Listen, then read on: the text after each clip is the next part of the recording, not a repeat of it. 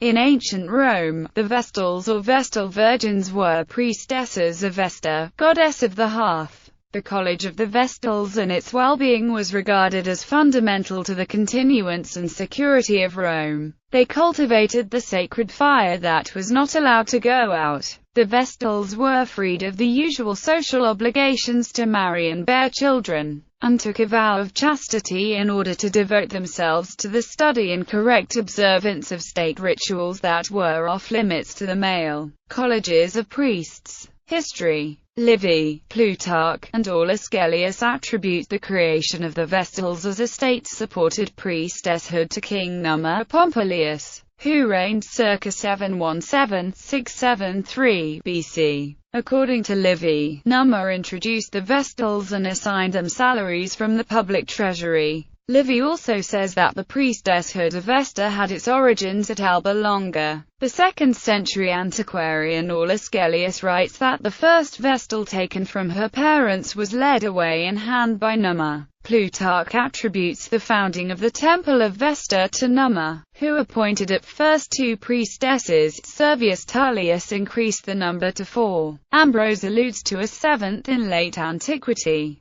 Numa also appointed the Pontifex Maximus to watch over the Vestals. The first Vestals, according to Varro, were named Gegania, Venanea, Canalea, and Tarpeia. In myth, Tarpeia, daughter of Spurius Tarpeius, was portrayed as traitorous. The Vestals became a powerful and influential force in the Roman state. When Sulla included the young Julius Caesar in his prescriptions, the Vestals interceded on Caesar's behalf and gained him pardon. Augustus included the Vestals in all major dedications and ceremonies. They were held in awe, and attributed certain magical powers. Pliny the Elder, for example, in Book 28 of his Natural History, discussing the efficacy of magic, chooses not to refute, but rather tacitly accept as truth. At the present day, too, it is a general belief that our Vestal Virgins have the power, by uttering a certain prayer, to arrest the flight of runaway slaves, and to rivet them to the spot, provided they have not gone beyond the precincts of the city. If then these opinions be once received as truth, and if it be admitted that the gods do listen to certain prayers, or are influenced by set forms of words, we are bound to conclude in the affirmative upon the whole question. The urban prefect Symmachus, who sought to maintain traditional Roman religion during the rise of Christianity, wrote, "The laws of our ancestors provided for the Vestal Virgins and the ministers of the gods a moderate maintenance and just privileges. This gift was preserved inviolate till the time of the degenerate money changers, who diverted the maintenance of sacred chastity into a fund for the payment of base porters. A public famine ensued on this act, and a bad harvest disappointed the hopes of all the provinces. It was sacrilege which rendered the year barren, for it was necessary that all should lose that which they had denied to religion." The College of the Vestals was disbanded and the sacred fire extinguished in 394, by order of the Christian Emperor Theodosius I. Zosimus records how the Christian noblewoman Serena, niece of Theodosius, entered the temple and took from the statue of the goddess a necklace and placed it on her own neck. An old woman appeared, the last of the Vestals, who proceeded to rebuke Serena and called down upon her all just punishment for her act of impiety. According to Zosimus, Serena was then subject to dreadful dreams predicting her own untimely death. Augustine would be inspired to write The City of God in response to murmurings that the capture of Rome and the disintegration of its empire was due to the advent of the Christian era and its intolerance of the old gods who had defended the city for over 1,000 years. Vestalis Maxima, the chief Vestal, oversaw the efforts of the Vestals, and was present in the College of Pontiffs. The Vestalis Maxima Rocha presided over the Vestals for 57 years, according to Tacitus. The last known chief Vestal was Coelia Concordia, who stepped down in 394 with the disbanding of the College of the Vestals. The Vestalium Maxima was the most important of Rome's high priestesses. The flaminica dialis and the regina sacrorum each held unique responsibility for certain religious rites, but came into office as part of a couple number of Vestals. According to Plutarch, there were only 2 Vestal Virgins when Numa began the College of the Vestals.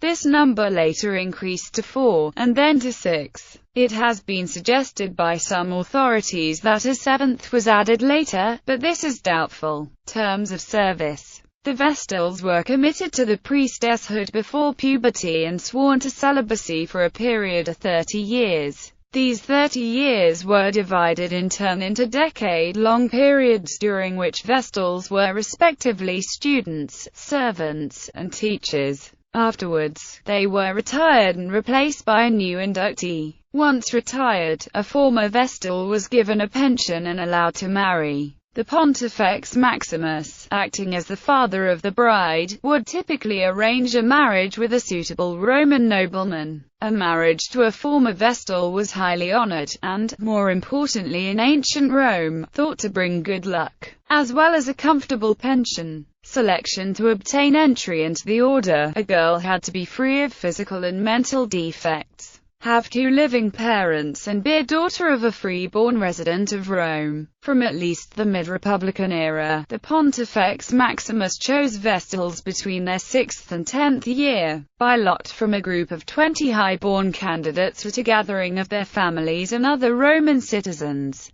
Originally, the girl had to be of patrician birth, but membership was open to plebeians as it became difficult to find patricians willing to commit their daughters to 30 years as a Vestal, and then ultimately even from the daughters of freedmen for the same reason. The choosing ceremony was known as a capture. Once a girl was chosen to be a Vestal, the Pontifex pointed to her and led her away from her parents with the words, "I take you, Amata, to be a Vestal priestess, who will carry out sacred rites which it is the law for a Vestal priestess to perform on behalf of the Roman people, on the same terms as her who was a Vestal, on the best terms." As soon as she entered the atrium of Vesta's temple, she was under the goddess's service and protection. To replace a Vestal who had died, candidates would be presented in the quarters of the chief Vestal for the selection of the most virtuous. Unlike normal inductees, these candidates did not have to be prepubescents, nor even virgins, though they were rarely older than the deceased Vestal they were replacing. Tacitus recounts how Gaius Fonteius Agrippa and Domitius Pollio offered their daughters as Vestal candidates in AD 19 to fill such a vacant position. Equally matched, Pollio's daughter was chosen only because Agrippa had been recently divorced. The Pontifex Maximus consoled the failed candidate with a dowry of 1 million sesterces. Their tasks included the maintenance of the fire sacred to Vesta, the goddess of the hearth in home, collecting water from a sacred spring, preparation of food used in rituals, and caring for sacred objects in the temple's sanctuary. By maintaining Vesta's sacred fire, from which anyone could receive fire for household use, they functioned as surrogate housekeepers. In a religious sense, for all of Rome, their sacred fire was treated, in imperial times, as the emperor's household fire. The Vestals were put in charge of keeping safe the wills and testaments of various people, such as Caesar and Mark Antony. In addition, the Vestals also guarded some sacred objects, including the Palladium, and made a special kind of flour called mola salsa which was sprinkled on all public offerings to a god. Privileges. The dignities accorded to the Vestals were significant. In an era when religion was rich in pageantry, the presence of the College of Vestal Virgins was required in numerous public ceremonies, and wherever they went, they were transported in a carpentum, a covered 2-wheeled carriage, preceded by a lictor, and had the right of way. At public games and performances they had a reserved place of honor. Unlike most Roman women, they were not subject to the patria potestas and so were free to own property, make a will, and vote. They gave evidence without the customary oath, their word being trusted without question. They were, on account of their incorruptible character, entrusted with important wills and state documents, like public treaties. Their person was sacrosanct. Death was the penalty for injuring their person, and they had escorts to protect them from assault. They could free condemned prisoners and slaves by touching them. If a person who was sentenced to death saw a Vestal on his way to the execution, he was automatically pardoned. They participated in throwing the ritual straw figures called Argae into the Tiber on May 15th. Punishments allowing the sacred fire of Vesta to die out, suggesting that the goddess had withdrawn her protection from the city, was a serious offense and was punishable by scourging. The chastity of the Vestals was considered to have a direct bearing on the health of the Roman state. When they entered the collegium, they left behind the authority of their fathers and became daughters of the state. Any sexual relationship with a citizen was therefore considered to be incestuum and an act of treason. Ancient tradition required that an unchaste Vestal be buried alive within the city, that being the only way to kill her without spilling her blood, which was forbidden. However, this practice contradicted the Roman law that no person might be buried within the city. To solve this problem, the Romans buried the offending priestess with a nominal quantity of food and other provisions, not to prolong her punishment, but so that the Vestal would not technically be buried in the city, but instead descend into a habitable room. Moreover, she would die willingly. The actual manner of the procession to Campus Floritatis has been described like this. When condemned by the College of Pontifice, she was stripped of her vitae and other badges of office, was scourged, was attired like a corpse, placed in a close litter, and borne through the forum attended by her weeping kindred, with all the ceremonies of a real funeral, to a rising ground called the Campus Celeratus, just within the city walls, close to the Colline Gate. There a small vault underground had been previously prepared, containing a couch, a lamp, and a table with a little food. The Pontifex Maximus, having lifted up his hands to heaven and uttered a secret prayer, opened the litter, led forth the culprit, and placing her on the steps of the ladder which gave access to the subterranean cell, delivered her over to the common executioner and his assistants, who conducted her down, drew up the ladder, and having filled the pit with earth until the surface was level with the surrounding ground, left her to perish, deprived of all the tributes of respect usually paid to the spirits of the departed. Cases of unchastity and its punishment were rare. In 483 BC, following a series of portents, and advice from the soothsayers that the religious ceremonies were not being duly attended to, the Vestal Virgin Oppia was found guilty of a breach of chastity and punished. The Vestal Tuccia was accused of fornication, but she carried water in a sieve to prove her chastity. O Vesta, if I have always brought pure hands to your secret services, make it so now that with this sieve I shall be able to draw water from the Tiber and bring it to your temple. Because a Vestal's virginity was thought to be directly correlated to the sacred burning of the fire. If the fire were extinguished, it might be assumed that either the Vestal had acted wrongly or that the Vestal had simply neglected her duties. The final decision was the responsibility of the Pontifex Maximus, or the head of the Pontifical College, as opposed to a judicial body. While the Order of the Vestals was in existence for over 1,000 years, there are only 10 recorded convictions for unchastity, and these trials all took place at times of political crisis for the Roman state. It has been suggested that Vestals were used as scapegoats in times of great crisis. Pliny the Younger was convinced that Cornelia, who as Virgo Maxima was buried alive at the orders of Emperor Domitian, was innocent of the charges of unchastity, and he describes how she sought to keep her dignity intact when she descended into the chamber. When she was let down into the subterraneous chamber, and her robe had caught in descending, she turned round and gathered it up, and when the executioner offered her his hand, she shrunk from it, and turned away with disgust, spurning the foul contact from her person, chaste, pure, and holy, and with all the deportment of modest grace. She scrupulously endeavored to page with propriety and decorum. Dionysius of Halicarnassus claims that the earliest Vestals at Alba Longa were whipped and put to death for breaking their vows of celibacy. and that their offspring were to be thrown into the river. According to Livy, Rhea Silvia, the mother of Romulus and Remus, had been forced to become a Vestal Virgin, and when she gave birth to the twins, it is stated that she was merely loaded down with chains and cast into prison, her babies put into the river.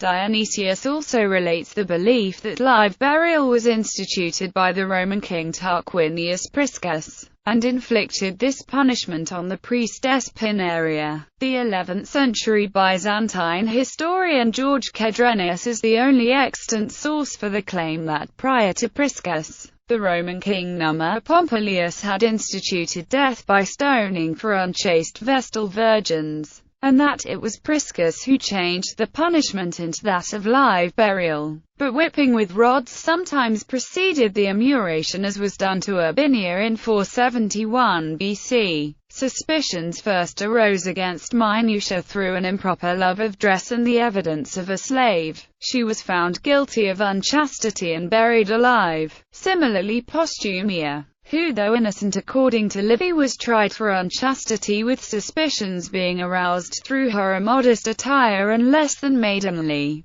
manner. Postumia was sternly warned to leave her sports, taunts and merry conceits. Aemilia, Licinia, and Marcia were executed after being denounced by the servant of a barbarian horseman. A few Vestals were acquitted. Some cleared themselves through ordeals. The paramour of a guilty Vestal was whipped to death in the Forum Boarium or on the Comitium. House of the Vestals. The House of the Vestals was the residence of the Vestal priestesses in Rome. Behind the Temple of Vesta, the Atrium Vestiae was a three-story building at the foot of the Palatine Hill. Vestal festivals. The chief festivals of Vesta were the Vestalia, celebrated June 7 until June 15.